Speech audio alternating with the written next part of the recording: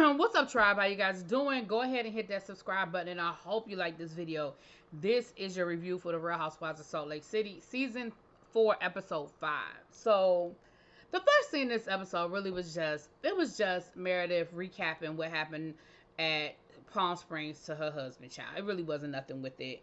Other than the fact that, she let her husband know that Angie showed up uninvited and acted a whole fool, but we knew that because we saw it for ourselves, okay? Then we see Lisa and Meredith meeting up to get facials. And listen, as much as Lisa irritates my soul, it was nice to see the two of them together and just vibing and being friends again. But baby, let me tell y'all what I figured out this episode. And I already have figured it out. Baby, Lisa is a Karen. Lisa is a Karen. And if you don't know what a Karen is, I just can't explain it to you. But if you know what a Karen is, then you know what I'm saying.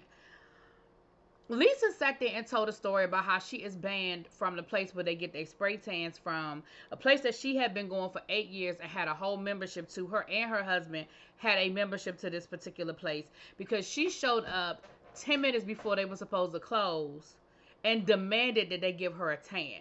Now she said that she said that things escalated, and basically she got an email from their corporate office the next day saying, "We appreciate your patronage for the last 8 years, but thanks, but no thanks." Do you know how bad she must have showed her tail in that establishment for them to cancel her membership, and she been a member for the last 8 years? And she said she showed up 10 minutes before they were closing and demanded that they give her a tan. Now, I've never got a spray tan for obvious reasons, but I know it takes longer than 10 minutes. So you wanted those people to stay late, work late, stay open for you so you could get your tan. Girl, if you don't take your tail home and come back in the morning, and then we're going to get to later on in the episode where she gets what, we'll get there in a minute. But Lisa, you just, we're going to get there. So then we see Monica and Whitney. Oh, they also talked about the fact that their kids are grown and how upset Lisa is about her son going off to be mission. We talked about it, child. We talked about it. So then we have Whitney taking Monica out to lunch. And honestly, I'm not even sure what, well, I do know later on it comes to play later on in the episode, but Whitney, I feel like, was trying to talk to Monica and warn her without warning her about being friends. She said, I feel like, when we were in, Lisa's having a party. She's having a whole situation, but she's inviting all the ladies, and she did say that she was inviting Monica because she was like, I feel like I'm damned if I do and I'm damned if I don't. Like, I didn't appreciate the way that Monica acted and the way that she sort of talked to me, but at the same time, I know that if I don't invite her, then she's just going to assume that I didn't invite her because she's not rich enough to hang out with me. So I feel like I have to invite her. So she decides that she's going to invite Monica. And everybody's invited. Child, you know how that go. So the first thing they talk about is Whitney is talking to her about, well, from where I was sitting, it looked like you kicked your friend Angie to the curb just so you could, kiss up to Meredith and Heather, or Mary, whoever she said. She was like, well, that's what it looked like to me. And Angie was like, and Monica was like, well, that's not what I was doing. She was like, yes, Angie is my friend, but I feel like Angie acted badly. And as her friend, I'm going to tell her she acted badly. Like, I'm not going to tell her everything is cool and everything is gravy when I think she's out here being disrespectful and she's out of pocket. Like, that's the kind of friend that I am, and that's the kind of friend that I would want her to be to me.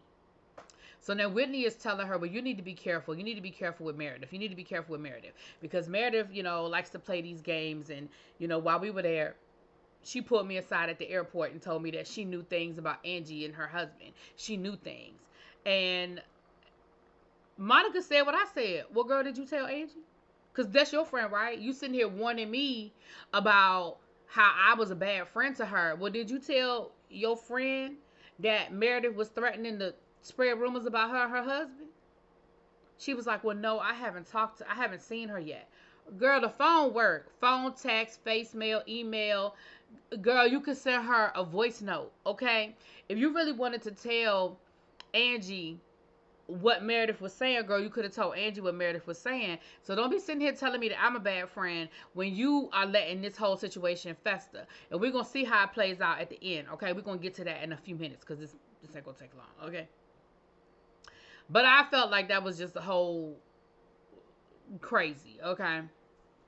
Then we have this scene with Angie and her husband, and the purpose of that scene is going to take us to where we end up at the end of this episode. Basically, we see that her and her husband, they spend a lot of time with their daughter, and she said, me and my husband did everything together, we were ride or die until my daughter was born, and basically everything has sort of become about her. Like, she takes all of our attention, and I know that my husband wants me to give him more attention and more intimacy, and he wants all of these things from me, but, our daughter sort of comes first.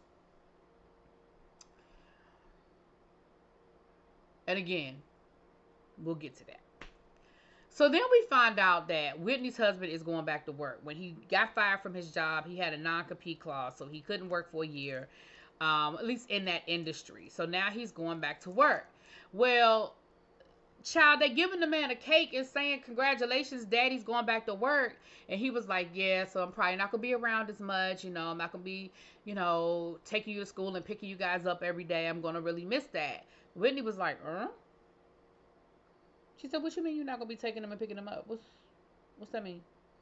He was like, well, I mean, I could probably take him, but I don't think I'm going to be picking him up. Like I'm going back to work. Like, I'm not going to have that time that I've been having for the last year. And Whitney was like, so what do you mean? So that means that things are going to go back to the way they were before? Like, everything is going to fall on me now? Like, the cooking, the cleaning, the laundry, like, I'm working full-time now. So am I expected to do everything?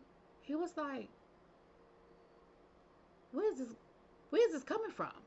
He said, you absolutely knew that I was going to work. So you knew that I wasn't going to be home every day. So you knew that we were going to have to make some adjustments and some changes. She was like, well, I just don't want things to go back to the way they were before, where I was just, everything was on me. Like, I'm working now. I'm running 2 businesses. Like, I don't have the time. He was like, oh, okay. He said, I'm just not sure where, like, you could see the confusion all over his face. He was like, I'm just not sure where this is all coming from, but okay, girl. Like, all right. When do you be doing a lot? When Elise will do every time.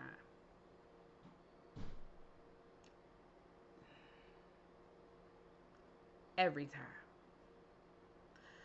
So then we have this scene with Heather and her daughters. They go skiing, and we find out that Heather's daughters have been getting bullied after she came out with her book Bad Mormon, that the kids at school have been kind of bullying her, and they've been doing some mean things or whatever, and she's really upset by it because she says, she feels guilty because basically it's her fault. She put the book out, and they've been sort of getting the brunt of it, and she wants to do a sequel, but she doesn't want to continue to put the focus on them. She's like, I can handle it, but my kids, and her kids are like, Mom, we're good. Mom, we got it. Mom, we're good. Mom, it's okay. And and Heather is like really upset. Like, she's crying and she's really upset. So let me say this. I sort of have 2 thought processes on this. My first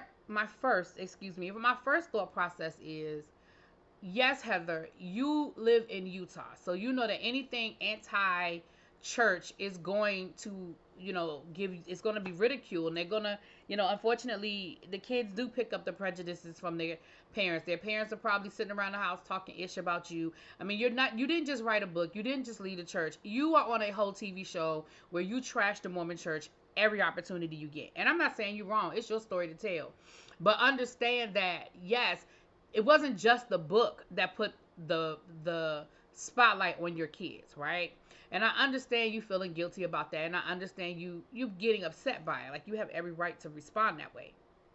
The flip side is, and I know some of y'all ain't gonna like what I'm getting ready to say. But the flip side is, we have got to stop this coddling of our children. Your daughters told you they're good. They said, listen, the fact that we live rent free in these kids' heads, like they told you, they said it did bother us at first, but at this point, we're over it. Like, we find it funny, like the fact that they are thinking about us and we don't think anything about them. We find that amusing. It is hilarious to us. And, you know, Heather is all crying and all upset. And she's like, but I mean, what do you guys think? I mean, do you guys think that I'm doing too much? Do you think I'm overreacting? I mean, like, I don't want you guys to stop telling me stuff. And they were like, well, that's exactly how we felt, because you were going to email our parents, email our teachers, and like, it was just a lot. Like, we didn't want you doing all of that because that was just going to be a little too extra. So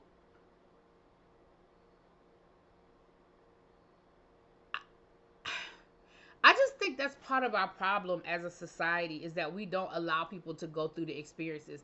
Now, I'm not saying that let the kids push her down the steps or that kind. Like, I'm not saying that kind of stuff, but I just think that,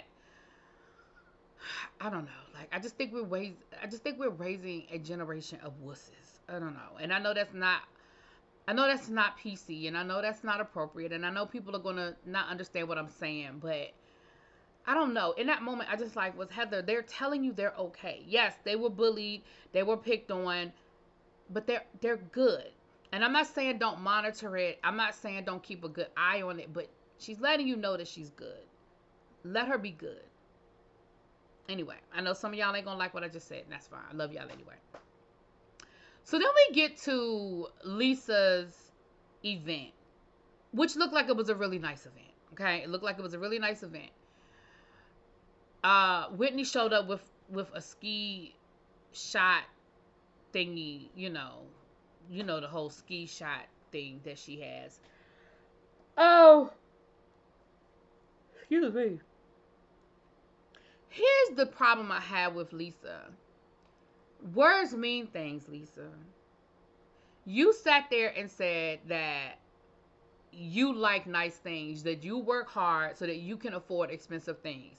She said the byproduct of working hard is having money, and I like to have money, and I like to spend money, and I like to buy nice things for myself, and I like to be able to afford to do certain things for myself. Yet you got offended when Monica called you materialistic. I need you to understand the definition and understand that it doesn't make you a bad person. It doesn't make you a bad guy. You like materialistic things and you work hard to do it. Like, you're not stealing from Louis Vuitton. You are walking in the front door with your black card and you are slamming it on the counter, right? You're not robbing nobody to be able to go to Gucci. So it's okay that you say, I work hard so I can buy these things. But for you to just get offended because this woman said it, like, I need you to stop being offended by everything. Like, stop. She called you materialistic, girl. She didn't call you a murderer. Let it go. It's not that serious. But it turned into like a whole thing because you invite Monica, and then as soon as you get an opportunity, you tell Monica that you didn't appreciate what she said because you were like, I like this Monica. This is the fun Monica. This is the nice Monica. I don't like the other Monica. And Monica was like, oh, it wasn't that bad. She was like, girl, you called me like an asshole or something. Now, Monica, that wasn't nice. I'm not defending you calling her names.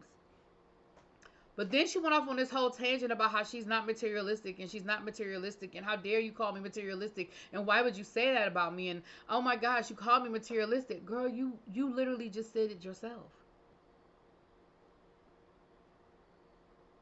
And the reality is, there's nothing wrong with that because you do work hard and it is your money.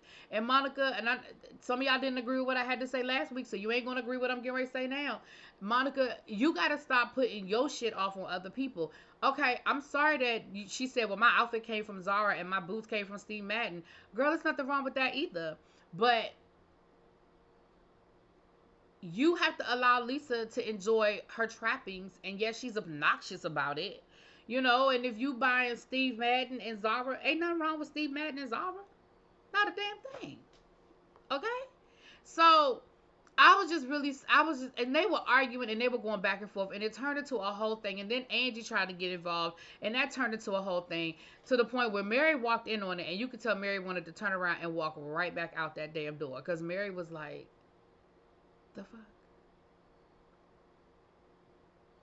But they got to arguing, and they went yang, yang, yang, yang, yang, yang, yang, yang, yang, yang, and yang, yang, yang, yang, yang. They did that for a few minutes, and then they finally stopped yelling at each other and apologized and moved on. Now, while this is going on, baby Mary is being married. Mary done said, Mary is making a face because after all of that, child, the girl had got a crepe. Monica had got herself a crepe. They had a crepe station there. I went to a brunch one time that had a crepe station, baby. That thing was good to me. Anyway, um, so she went and got her another crepe, child, because her crepe got cold in the process of them arguing. So she had to go get another crepe. She walked over there next to Mary, baby. Mary was giving her that look, and Mary was like, "You like to eat. Every time I see you, you're eating." And Monica was like, "Girl, I do. I love to eat." She said, "But you don't care about what you put in your body? You don't care about what you eat?" She was like, "I mean, do you eat vegetables and stuff?" And girl, Monica gonna say, "Well, there was raspberries in my crepe." Girl. Then Mary gonna look over at Heather and tell Heather, "Heather, why did you decide to wear that necklace with that outfit?" And I love Heather because Heather knew exactly what Mary was trying to do. And Heather was like, "Because I like it. I thought it matched my outfit. I thought it brought out the colors in my jacket. And I stand solid in my decision." Baby, Mary told her, "No, it was the wrong decision." Baby, listen. Listen. I need a little bit of dose of Mary in every episode, child. I need a little bit of dose of her in every episode. So then Whitney comes up to Monica and tells Monica, "You know, I really think we should tell Angie what's being said about her because, Meredith keeps threatening that she has these rumors, that she has this information on her, on her." She said, "And do you know what it is?" Monica, in that moment, you should have said, "No, girl, I don't know what you're talking about," because Whitney was clearly fishing.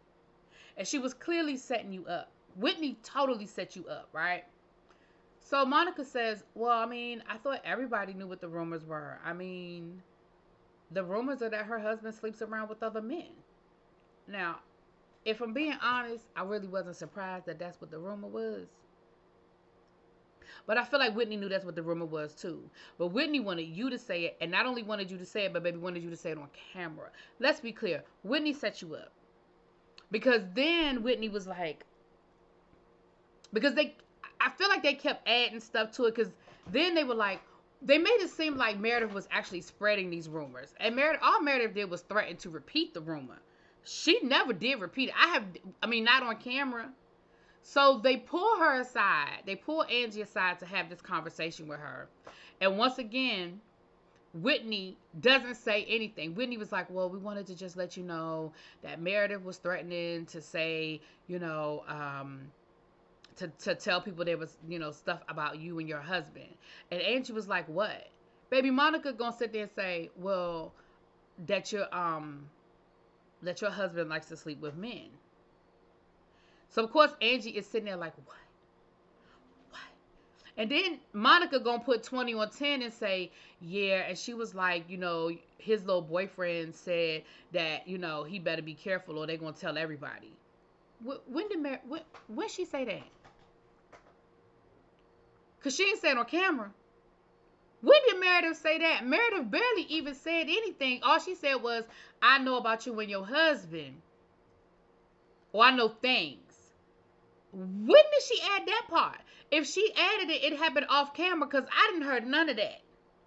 I said, "See, Angie, you just let yourself get set up. You done put 20 on 10. That's a reunion moment right there."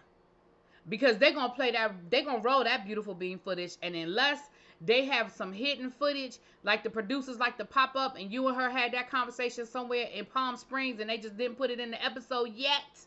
Notice I said yet. Monica, that one's about to come back on you. Because Meredith ain't say no parts to that. Baby, that's where the episode ended. Angie was getting ready to go confront Meredith. So next week, I guess we're going to see what happens, honey.